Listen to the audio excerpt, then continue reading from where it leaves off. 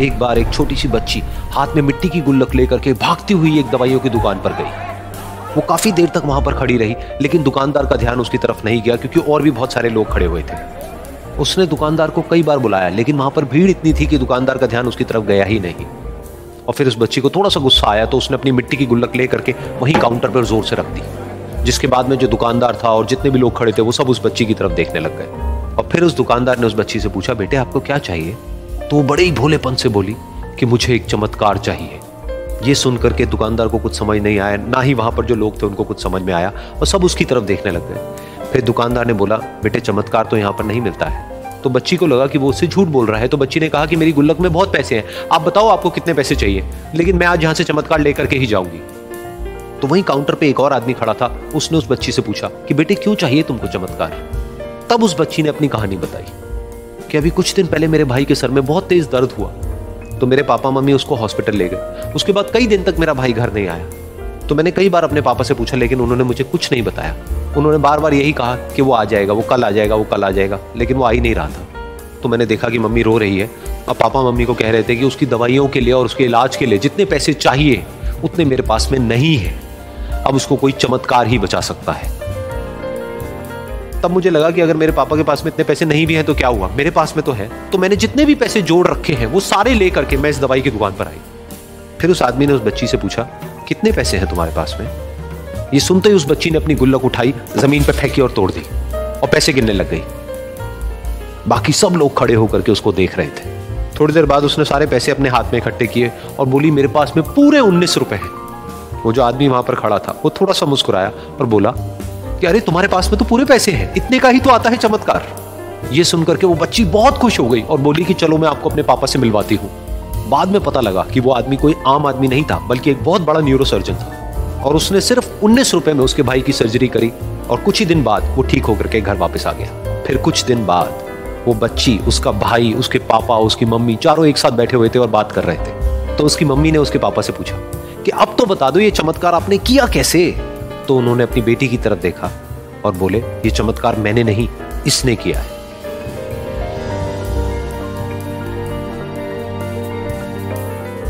तो यहां पर एक बहुत बड़ी बात है जो हम उस छोटी सी बच्ची से सीख सकते हैं कि जिंदगी में कभी कभी ऐसा होता है कि हमको कोई रास्ता नजर नहीं आ रहा होता है और हम लोग हिम्मत हार जाते हैं। तब हमारे अंदर एक बच्चा होता है जो कोशिश करने से कभी भी पीछे नहीं हटता है। वो हार मानने को तैयार नहीं होता है क्योंकि उसको ना शब्द समझ नहीं आता है। वो बच्चा जिसके लिए कुछ भी नामुमकिन नहीं है, क्योंकि वो हर हाल में कोशिश करता ही रहता है। उम्मीद है आज की कहानी आप सबको बेहद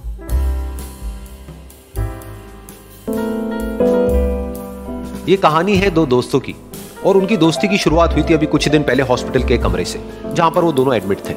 तो दोनों में से जो एक था उसको अभी कुछ दिन पहले एक पैरालिसिस का अटैक आया था, जिसकी वजह से गर्दन के नीचे की उसकी पूरी बॉडी पैरालाइज हो गई थी और वो अपनी एक उंगली तक नहीं हिला सकता था। और पूरे दिन जो भी नर्स उसके पास में आती वो उसको एक ही बात कहता कि मुझे कोई ऐसा इंजेक्शन दे दो जिससे कि मैं मर जाऊं, अब मैं और जीना नहीं चाहता, ऐसी जिंदगी का मैं क्या करूं। तो उसका जो दोस्त था उस कमरे में, क्योंकि वो चल फिर सकता था, तो रोज सुबह और रोज शाम को उस कमरे में एक खिड़की थी, उसके पास में जाकर के खड़ा हो जाता और अपने दोस्त को बताता कि उस खिड़की के बाहर क्या चल रहा है। बिल्कुल नीला आसमान है, सफेद बादल है, हल्की हल्की हवा चल रही है और कुछ पंछी उड़ रहे हैं। एक बहुत ही सुंदर बीच है जहां पर कुछ बच्चे मिट्टी के घरौंदे बना रहे हैं। कुछ लोग हैं जो वहां पर बैठे हुए बस समुद्र की लहरों को देख रहे हैं। कुछ लोग जॉगिंग कर रहे हैं, कोई एक्सरसाइज कर रहा है, कोई पतंग उड़ा रहा है। वहां पर एक आइसक्रीम की स्टॉल है जहां पर कुछ लोग आकर के आइसक्रीम खा रहे हैं। और सनसेट के टाइम पे जो पानी है वो पूरा गोल्डन हो जाता है और चमकने लगता है। तो शुरू में तो जब उसने वो सब बताना शुरू किया तो उसके दोस्त के ऊपर ज्यादा असर नहीं हुआ, लेकिन धीरे धीरे उसके अंदर जीने की चाह जागने लगी।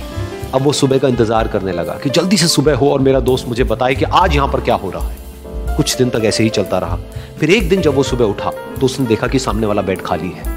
फिर उसने नर्स को बुलाया और उससे पूछा कि क्या वो डिस्चार्ज हो गया है। तो नर्स ने कहा कि आपको तो उन्होंने बताया होगा, उनके पास कुछ ही दिन बाकी थे और कल रात को ही उनकी डेथ हो गई है। ये सुन करके उसके अंदर की उम्मीद पूरी तरह से टूट गई, क्योंकि सिर्फ उसका दोस्त ही था जिसने उसको बाहर की दुनिया से जोड़ा हुआ था, जिसकी वजह से वो जान पाता था कि बाहर क्या हो रहा है और ये दुनिया कितनी खूबसूरत है। तो कुछ दिन तक तो वो रोता रहा और उसने जीने की चाह छोड़ दी। लेकिन दूसरी ही तरफ से उसके अंदर कहीं ना कहीं एक नई चाह पैदा हुई कि काश मरने से पहले एक बार मैं खुद अपनी आंखों से देखूं इस खिड़की के बाहर कि दुनिया कैसी है। जैसे जैसे उसकी ये चाह बढ़ने लगी, उसको अपने अंदर एक अजीब सी एनर्जी महसूस होने लगी। और फिर एक दिन उसने अपनी पूरी ताकत लगा दी और किसी तरीके से वो बेड से नीचे गिरा और पकड़ पकड़ करके किसी तरह से उस खिड़की तक पहुंचा। फिर उस खिड़की को पकड़ करके वो खड़ा हुआ और खिड़की के बाहर देख लिया। लेकिन खिड़की के बाहर देखते ही वो गुस्से से भर गया। उसने जोर से नर्स को आवाज लगाई और जैसे ही नर्स आई उसने नर्स से पूछा, ये तुमने क्या किया? ये खिड़की के बाहर काली दीवार क्यों खड़ी कर दी? तो नर्स को समझ नहीं आया वो क्या बोल रहा है। वो बोली कि मुझे 5 साल हो गए हैं यहाँ पर, जब से मैं आई हूं तब से तो ये काली दीवार यहाँ पर है। तब जाकर के उसको समझ आया कि उसका वो दोस्त उससे झूठ बोल रहा था। और उसने नर्स से पूछा, अगर ये काली दीवार पिछले 5 साल से यहाँ पर है तो मेरे दोस्त ने मुझसे झूठ क्यों कहा? तो नर्स थोड़ा सा मुस्कुराई और बोली कि मैं ये तो नहीं जानती कि उन्होंने आपसे झूठ क्यों कहा, लेकिन मैं इतना जरूर जानती हूं कि जो भी कुछ उन्होंने आपसे कहा उसी वजह से आप अभी अपने पैरों पर खड़े हैं। तो इस कहानी से हमको ये सीखने को मिलता है कि जो हमारे शब्द हैं, जो हमारे वर्ड्स हैं, जो हम अपने मुंह से बाहर निकालते हैं, उसमें इतनी पावर है जिसकी कोई हद नहीं है। वो किसी आदमी को गिरा भी सकते हैं और उसको उठा भी सकते हैं। तो अब आपके ऊपर है कि आप अपनी इस पावर को यूज करते हो या मिस यूज करते हो।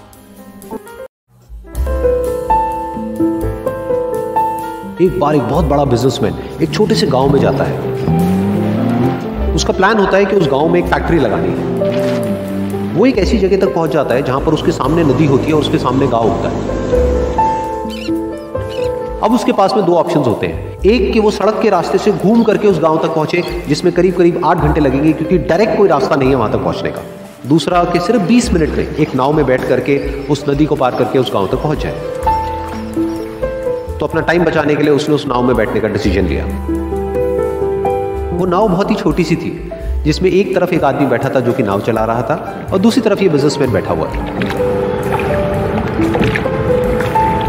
तो नाव में बैठने के थोड़ी देर बाद उस बिजनेसमैन ने उस नाव वाले से पूछा, तुझे पता है तेरी नाव में कौन बैठा है?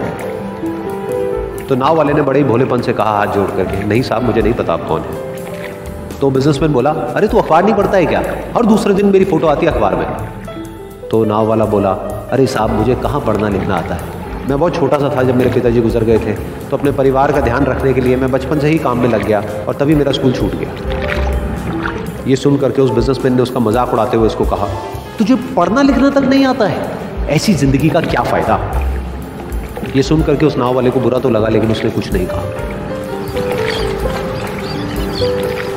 थोड़ी देर बाद वो बिजनेसमैन उस नाव वाले से बोला, अभी कुछ ही दिन बाद ये जो सामने तू जमीन देख रहा है, यहाँ पर मेरी एक बहुत बड़ी फैक्ट्री होगी जहाँ पर हमारे ब्रांड की मिनरल वाटर की बॉटल्स बनेगी। उस नाव वाले को बात समझ नहीं आई। उसने कहा, क्या बनेगा साहब?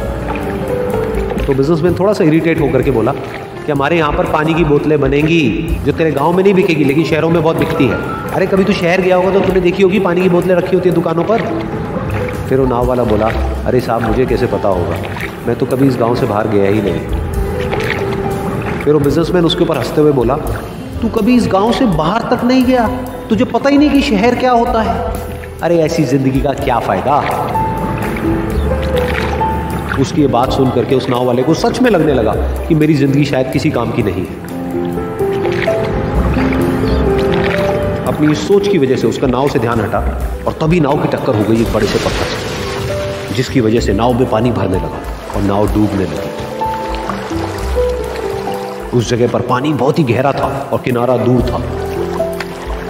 नाव वाले को समझ आ गया कि अब इस नाव को बचाने का कोई तरीका नहीं है और वो अपनी जान बचाने के लिए नदी में छलांग मारने ही वाला था।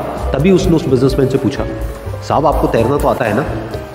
तो बिजनेसमैन घबरा करके बोला, ऐसा क्यों पूछ रहे हो, मुझे तैरना नहीं आता है। तो उसकी ये बात सुन करके नाव वाले को हंसी आ गई और वो बोला, अरे साहब आपको तैरना तक नहीं आता, ऐसी जिंदगी का क्या फायदा?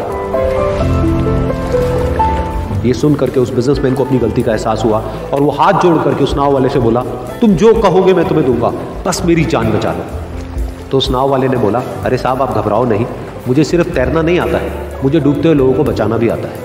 आप मुझे कस के पकड़ लो, मैं आपको कुछ नहीं होने दूंगा। और फिर उस नाव वाले ने ना सिर्फ अपनी बल्कि उस बिजनेसमैन की भी जान बचाई। तो इस कहानी से हम एक बहुत बड़ी सीख ले सकते हैं कि हमें जिंदगी में कभी भी किसी का भी मजाक नहीं उड़ाना चाहिए या उसको अपने से कम नहीं समझना चाहिए, क्योंकि हमें नहीं पता कि हमें कब, कहां, कैसे, किसकी जरूरत पड़ जाए। उम्मीद है आज की कहानी आप सबको एक बार एक लड़की ने एक एंट्रेंस एग्जामिनेशन को क्रैक करने की बहुत कोशिश करी, बहुत मेहनत करी, लेकिन उसके बाद भी उसको क्रैक नहीं कर पाई, जिसकी वजह से वो अंदर से पूरी तरह से टूट गई, बहुत परेशान रहने लग गई, दुखी रहने लग गई। उसके पिता से अपनी बेटी की यह हालत देखी नहीं गई। फिर उन्होंने एक दिन अपनी बेटी को बुलाया और उन्होंने अपनी बेटी को कहा कि तुम मेरे साथ एक बार किचन में चलो, मुझे तुम्हें कुछ दिखाना है। किचन में पहले से ही उन्होंने गैस स्टोव के ऊपर 3 बोल रखे हुए थे।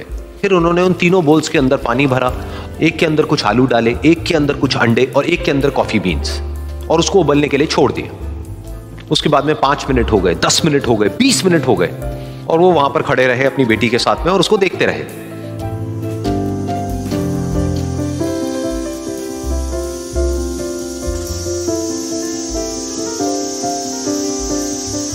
तो बेटी अंदर से थोड़ी सी इरिटेट होने लग गई, कहती है क्या कर रहे हो आप? तो उसके पिता ने कहा कि सिर्फ 1 मिनट और रुको, तुमको सब समझ आ जाएगा। फिर उसके बाद में एक एक करके उन्होंने गैस स्टोव को बंद किया और जो पहला बोल था उसमें से आलू निकाले और निकाल करके एक प्लेट पे रख दिए। दूसरे बोल में से उन्होंने वो अंडे निकाले और निकाल करके एक और प्लेट में रख दिए, और तीसरे बोल में से जो कॉफी थी उसको छान करके एक कप के अंदर भर दिया और वो वहीं सामने स्लैब पे रख दिया और अपनी बेटी से पूछा कि तुम्हें क्या दिख रहा है? तो उनकी बेटी को थोड़ा सा गुस्सा आ गया। उसने कहा कि इसमें देखना क्या है, एक में आलू है, एक में अंडे हैं और एक में कॉफी है। तो उसके पिता ने कहा कि एक बार इनको छू करके देखो, शायद तुम्हें कुछ समझ आए। तो उसने सबसे पहले आलूओं को छुआ, तो जब उसको छुआ और थोड़ा सा दबाया तो वो बिल्कुल सॉफ्ट हो चुके थे। तो उसके बाद में उसके पिता ने उन अंडों को तोड़ा तो वो हार्ड थे।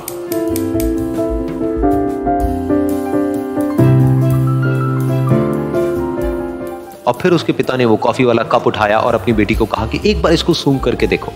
तो जब उनकी बेटी ने उस कॉफी को सूंघा तो उसके चेहरे पर एक स्माइल आ गई। फिर उसके पिता ने अपनी बेटी को कहा कि तुमने ध्यान से देखा कि क्या हुआ यहां पर? ये तीनों ही बिल्कुल एक ही सिचुएशन में गए, लेकिन तीनों ने अलग अलग तरीके से रिस्पॉन्ड किया। तो पहला यानी कि आलू, जब हमने उसको उस पानी में डाला था उससे पहले वो बहुत ही हार्ड थे और स्ट्रांग थे, लेकिन गर्म पानी में जाने के बाद में वो अंदर से बिल्कुल सॉफ्ट हो गए, यानी कि कमजोर पड़ गए। दूसरे थे अंडे, जो गर्म पानी में जाने से पहले अंदर से बिल्कुल ही कमजोर थे, लेकिन गर्म पानी में जाने के बाद वो अंदर से स्ट्रांग हो गए। तीसरी थी कॉफी, जिसने कुछ ऐसा किया जो इन दोनों से बिल्कुल अलग था, यानी कि उसने उस गर्म पानी में जाने के बाद में खुद को नहीं बदला, बल्कि उस पानी को ही बदल दिया। बिल्कुल इसी तरह से हमारी जिंदगी में भी होता है। तुम्हारे ऊपर है कि तुमको इन तीनों में से क्या बनना है। एक, आलू के जैसा, यानी कि जब तुम्हारी जिंदगी में कोई मुश्किल आए तो तुम अंदर से पूरी तरह से टूट जाओ, यानी कि कमजोर पड़ जाओ। दूसरा, अंडे के जैसा, यानी कि जैसे ही तुम्हारी जिंदगी में कुछ मुश्किलें आए, वो मुश्किलें तुमको अंदर से तोड़े नहीं, बल्कि तुम अंदर से और स्ट्रांग हो जाओ। या फिर तीसरा, यानी कि कॉफी के जैसा, मतलब कि जब तुम्हारी जिंदगी में कुछ मुश्किलें आए तो तुम ना सिर्फ उन मुश्किलों का डट करके सामना करो, बल्कि अपनी जिंदगी को ही बदल दो।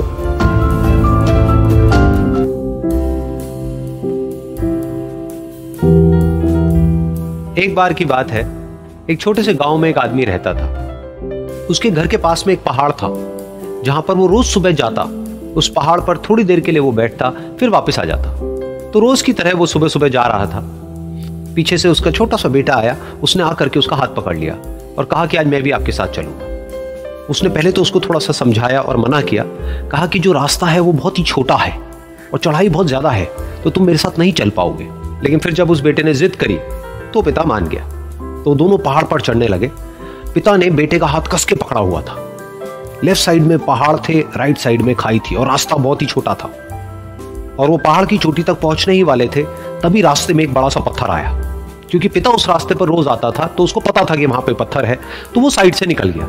लेकिन जो बेटा था उसका ध्यान कहीं और था, तो उसका घुटना जा करके उस बड़े से पत्थर पर टकरा गया। तो फिर उस बच्चे के मुंह से एक चीख निकली, और जैसे ही वो चीखा, उसकी आवाज उन पहाड़ों में गूंजने लगी। इससे पहले उस बच्चे ने कभी भी अपनी आवाज की गूंज नहीं सुनी थी, तो उसे समझ नहीं आया कि क्या हो रहा है। वो अंदर से थोड़ा सा घबरा गया। उसे लगा कि शायद कहीं कोई है जो छुप करके उसको देख रहा है और उसका मजाक उड़ा रहा है। फिर उस बच्चे ने बोला, कौन हो तुम? कौन हो तुम? तो जब उस बच्चे ने इस गूंज को सुना, उसे गुस्सा आ गया। उसे लगा कि कौन है ये जो मेरा मजाक उड़ाए चले जा रहा है। फिर उसने गुस्से से कहा, मैं तुम्हें छोड़ूंगा नहीं। और फिर जैसे ही उसने इस गूंज को सुना, वो घबरा गया। उसके पिता समझ गए थे कि क्या हो रहा है। उसने अपने पिता का हाथ कस के पकड़ लिया और उनसे पूछा, कौन है ये जो मुझे इतना तंग कर रहा है? कौन है ये जो मुझे इतना डरा रहा है? तो उसके पिता थोड़ा सा मुस्कुराए और उन्होंने खाई की तरफ देखा और जोर से बोला, मैं तुमसे बहुत प्यार करता हूं। ये सुनकर वो बच्चा हैरान हो गया। उसे समझ नहीं आया कि हो क्या रहा है, कि वही इंसान जो उसका मजाक उड़ा रहा है और उसको तंग कर रहा है, वो उसके पिता को बोल रहा है कि मैं तुमसे बहुत प्यार करता हूं। तो उसके पिता ने अपने बेटे को देखा और वो समझ गए कि उसके मन में क्या चल रहा है, और फिर दोबारा उन्होंने बोला, तुम बहुत अच्छे हो। और ये सुनकर उनका बेटा भी थोड़ा सा मुस्कुराया और पूछा अपने पिता से कि ये क्या हो रहा है। और फिर उसके पिता ने अपने बेटे को समझाया, ये जो आवाज तुम सुन रहे हो ना, ये किसी और की नहीं है, ये तुम्हारी ही आवाज है जो कि पहाड़ों में गूंज रही है, और तुम्हें अपनी ही आवाज सुनाई दे रही है। जैसा तुम बोलते हो ठीक वैसा ही तुम्हें सुनाई देता है। अगर तुम गुस्से से कुछ कहोगे तो पलट करके जो आवाज आएगी उसमें भी गुस्सा होगा, लेकिन अगर तुम कुछ अच्छा कहोगे तो वो आवाज भी अच्छी होगी। बिल्कुल इसी तरह से हमारी जिंदगी में भी होता है। जैसा तुम अपने मन में इस जिंदगी के बारे में सोचते हो, ये जिंदगी तुम्हारे लिए बिल्कुल वैसी ही हो जाती है। अगर तुम मन ही मन अपने आप को ये बोलते रहोगे कि मेरी जिंदगी तो बहुत ही बुरी है, तो तुम्हारी जिंदगी सच में बुरी हो जाएगी। और अगर तुम अपनी जिंदगी से प्यार करोगे तो तुम्हारी जिंदगी भी तुमसे प्यार करेगी। ये बात उस बच्चे के दिमाग में घर कर गई, और फिर वो दोनों उस पहाड़ की चोटी पर गए, लेकिन बच्चे के दिमाग में यही बात घूम रही थी। और फिर वो बच्चा खिलखिला के हंसा और उसने अपने दोनों हाथ खोले और अपनी पूरी ताकत से बोला, मैं तुमसे बहुत प्यार करता हूं। प्यारे बच्चों, उम्मीद है आज की कहानी आप सबको बेहद पसंद आई होगी। हमारे साथ जुड़े रहने का शुक्रिया। मिलते हैं अब एक नई कहानी के साथ।